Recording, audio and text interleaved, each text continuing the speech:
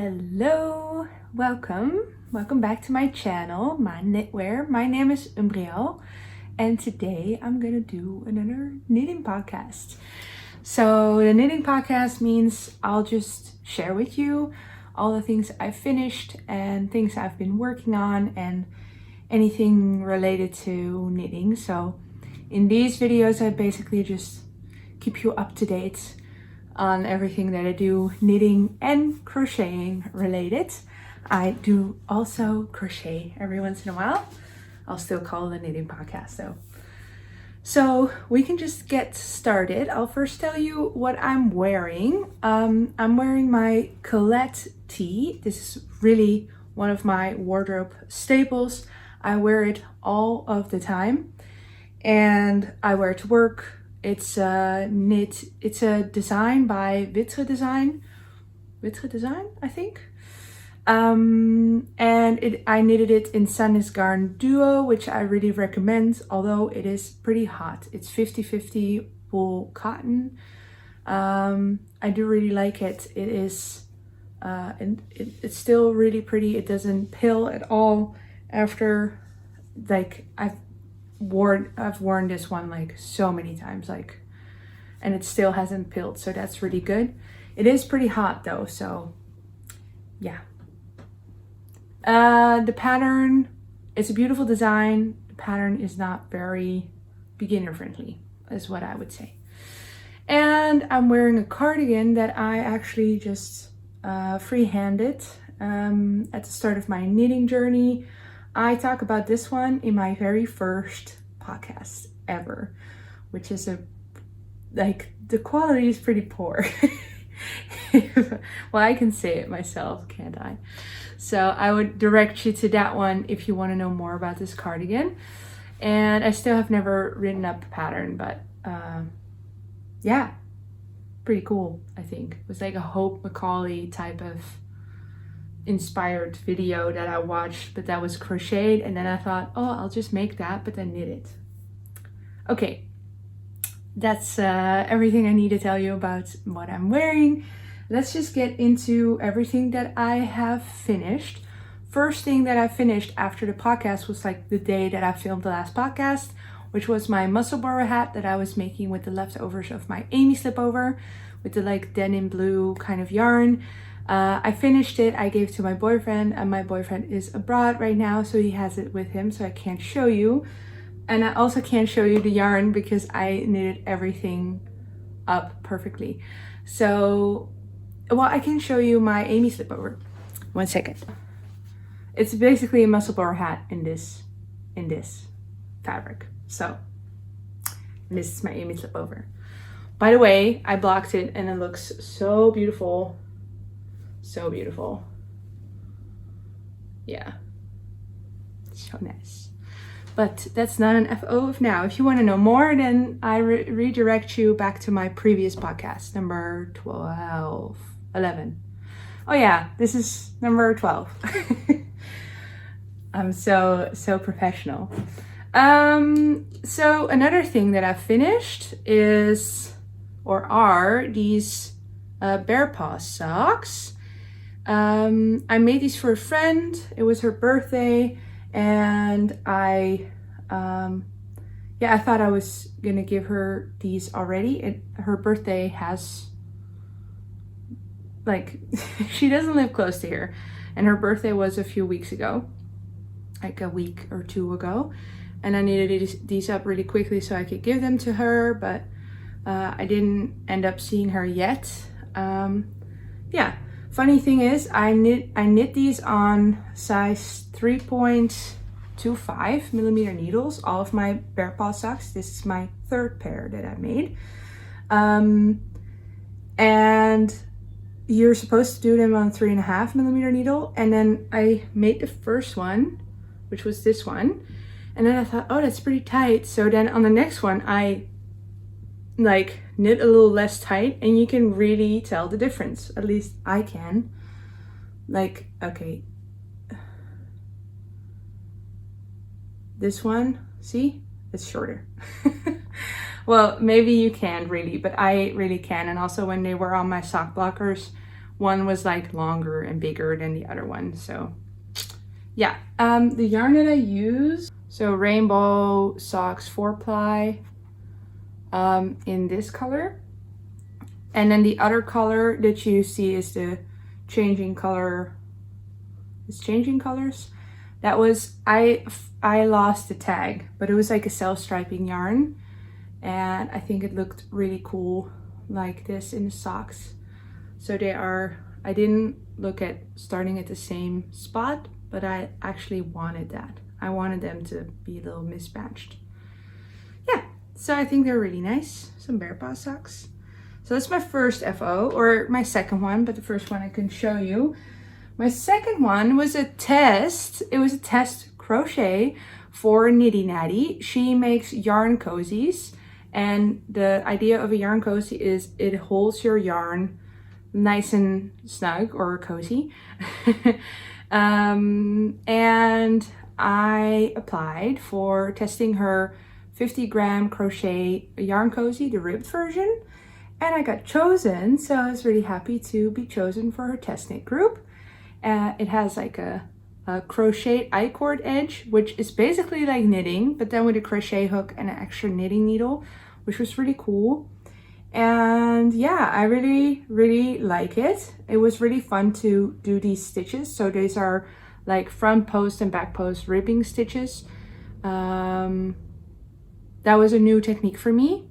I really like learning new crochet techniques to make it look fancier. So it's like crocheted rib. I've never done that like this before. I've only done it like that way, but this is knit this way. So crocheted this way. So yeah, that's my second finished object. The pattern is released right now, and Knitty Natty is hosting a cozy along for the month of May. So she has knit cozies, crochet cozies in like 20 grams, 50 grams, and 100 grams. So this is the mini one. So 50 grams and 20 grams are come in one pattern, and I made the 50-gram one. So pretty cute. And a lot of people do the crocheted I-cord in a contrasting color, but I figured I would just use up this color that I had, which was the same sock yarn as I showed before, but then in this purpley colorway. Then I have a lot of whips that I haven't showed at all. So I'll start with this one, and I'm making a separate video about this one, and I didn't want to share it yet because I don't know, I feel like I wasn't sure if I don't know. But it is the Boulevard bag by Lily Kate Designs, or Lily Kate France, and I've done all the knitting. I just need to like put it together. So why I am making a separate video, it is to knit up all my acrylic yarn stash, and I've used a lot of acrylic, different black strands of acrylic for the black part, and then all the other parts are cotton, as well as for the strap. And it is wet right now because I wanted to wash it, because this acrylic was so old that I didn't want to like use it with that old smell in it. But every time I wash cotton in the washing machine, it gets this smell that I really dislike. So I might not want to do that anymore, but it will go away, the smell. But yeah. So I am gonna release that video in about 2 weeks. So right now I am planning on releasing a new video every Wednesday, which I have been doing for the past 3 weeks, and this will be week 4 that I've been doing that. And the Boulevard bag will be released in like 2 weeks, I think. And that will be the first one in my series to knit down my acrylic yarn stash, which has been just lying around, and I feel like I need to use up all that yarn because it's still perfectly usable yarn. I just don't really use it for any garments for myself. So I'll take you through all of those thoughts in that mini series, or maybe not even that many. So in that series, so that would be the kickoff of that one. And I have a lot of other projects in the planning besides that one, besides the Boulevard bag. So yeah, I'll tell you all about that in that video. So I won't go into too much detail of the Boulevard bag right now, but it'll be finished like tomorrow, I think, when it's dry and I can sew it all together. So another one thing that I've been working on, and this hasn't been a secret, I've been sharing this a lot on my Instagram, is camisole number 5. And I have set on here, okay, make sure it's not inside out. I have shown this on here before, but then it was just like a little part of the strap that was done. Oh, wrong way. And now I finished the little neck band. It is flaring out a lot, so I'm gonna put some elastic in. And so first I finished the front, then I picked up the stitches here, and then I did the back side until I ran out of my first skein of yarn. The yarn that I'm using is from Collett. This was one big like cone, 500 grams of 70% merino, 30% cashmere, and it is this beautiful copper color. And I used the first half of this yarn for my Edgar sweater, which I made like a kind of melange with a like rust color, so you can really see the two things coming together. And then I wanted to use the yarn, which is like fingering weight, even though they said DK, but it is fingering. I wanted to use it for a camisole, and this would be the perfect one. So I had like 3 of these from that from the cone, and I had a whole one left over and a half one after the sweater. So I used up that first half of the like cake, and then I did the front and the back until here, and then I started doing this one, the neckband. And for the neckband, I thought, oh, that looks a lot just like ribbing, I'll just do ribbing instead. So I started doing ribbing, but it wasn't pretty at all. So it is actually like double knit, but in a very different way that I'm used to having double knit. So I decided to follow the steps. So I did, and then it looks beautiful. It looks exactly like in the pattern, like really delicate. The only thing is that it flares out, but she says something about that too in the pattern. And the other thing is, and I just shared this on my Instagram stories, but as you can see, like the front and the back doesn't line up because it's double knitted.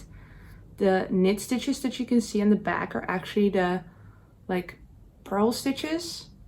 I don't know how to explain that, but it makes sense that they wouldn't line up perfectly at the top. Like, it's not like you knit and then sew it together, which you could also do, by the way. But yeah, it's fine. I think it looks a little like, she gives an other option, but that's more like option B if you prefer to do that one. She says to like Kitchener stitch them together. So put all your purl stitches on one needle and put all your knit stitches on the other needle, and then Kitchener stitch them together, which I think would be a lot like neater, but I don't think it is that noticeable at all because it's so tiny. And I'm gonna also put in an elastic band, so it's gonna like scrunch in a lot. I'll just see when I finish the whole thing what I think. But I really do like this little neckband. So if you're ever planning on doing this, you should really do this neckband. Do not go for the ribbing. This is so much more worth it. And I had to frog everything out, so really just do this one. So that's a really fun whip. that I'm gonna continue working on. Then I'm getting a little hot, so that's first. So then I have one thing that I've been working on for a really long time, and I haven't showed it at all because well, I'll show you first. So it is definitely a work in progress, but it is very far along. So this is my CroKnit Vest, and I'll put it on so you can see a little better. The idea is, and I think it's gonna really come together when I make the button band. The idea is that I'm gonna have a button band that is either double knit or something alike. And it has this bottom rib. So it is crocheted in pieces. So I have 2 front pieces and a back piece. And then I seam it together, and then I pick up stitches for the bottom. So this is all knitted. I pick up stitches for these. And on the other side it will be also in the yellow, and the button band will also be in yellow. I think it will be so nice. And I'm making a whole video about this one too. And I'm gonna do a tester call because this is a new design of mine. So this is the CroKnit Vest. And yeah, it combines like basic crochet with basic knitting. So if you are a beginner in one of the two, then it would be perfect for you. If you are, well, you have to be a beginner in both of them at least. Let's just say it like that. But I am like explaining everything in the pattern so that if you are more proficient in knitting and a little more of a beginner in the crochet will be explained a lot, and the other way around too. So they will both be very beginner friendly, but you do need to have some experience with both of the crafts. Yeah, I am so excited about finishing this one. I just made this little armhole edging. I just finished it, so I am really excited to do the other one and to figure out what I'm exactly gonna do for the button band, because I'm not sure yet. Either double knitting, but also this looks pretty good. Like there's nothing wrong with just like a regular rib for here. Like everything is double knit right now, so yeah. But I also really like the sleek look of double knitting, so I'm not sure. But I want to keep it beginner friendly for if people are a crocheter and they want to like dive into knitting in this way. So I might give an option to do a double knitted border button bands. Yeah, but I'm really excited about this one. Also keep an eye out for that video, but also I think the tester call will be live before that video comes out. So keep an eye out on my Instagram if you are interested in testing this vest. So yay, I'm really excited about this one. And this is a premiere that I show it on anywhere. So I've been quietly working on a lot of things. All right. Wow, that were all my whips. So that went pretty fast. Then I wanted to show you a few other things. First of all, I am going on a little holiday to the UK in a little bit. And I am going with a friend, and we're gonna see a friend who lives in London. And she said before that she really liked these socks that I made, and I never end up wearing them. So I figured I would just bring them to her. The original pattern, these are the Ethereal socks by House of Boulevard. I tested these for her, and they had a ruffle here. So that friend tried them on. I was like, yeah, they don't really fit me that well. That was all like my own doing. I had a lot of trouble with my like row gauge in these socks. So they're too long for me basically. And the friend that wore them when she was here, when she wasn't living in London yet, She really liked them, but she didn't really like the ruffle. So I took out the ruffle and then blocked them again and put them on my sock blockers because I have those now. I didn't used to have them. And they're gonna go with me to the UK so I can give them to her. So that would be fun. Then someone actually wears them because I never wear them because they're a little too big for me. So that's great. Then also, I realized I forgot to show you one whip. Chaos all over the place. I am knitting another, it's crazy, but this is like, I love this pattern. I'm knitting another bear paw sock. So this is the 7th time I'm knitting this sock. So the first sock of my 4th pair, and I'm knitting it in this blue, which is 4-ply hobby rainbow sock yarn, and this one, which is a self-striping yarn. Here you can see how beautiful all the colors are, which I also lost the button, but the band of the like tag band thing. So oopsie. But it's just like 1-ply basically. It's yeah. But together with the other one, it looks like this. And I really like, here you hold the 2 strands, so the outside and the inside of the first yarn, the self-striping yarn together. Really like the way that looks too. And then it's gonna be another bear paw sock. Pattern by Andrea Mowry, by the way. I didn't say that of the other bear paw socks, but this one is gonna be for my boyfriend. That's why it's so long. Yeah, forgot to show you that whip. And another update, and I should have started with this probably, but I showed you this headband before in my previous podcast, but the tester call is live right now on my, well, you can just sign up using the link below. So I'll have a link in the description box. It's a really quick knit and it is designed to wear in summertime. So yeah, just a cute little headband.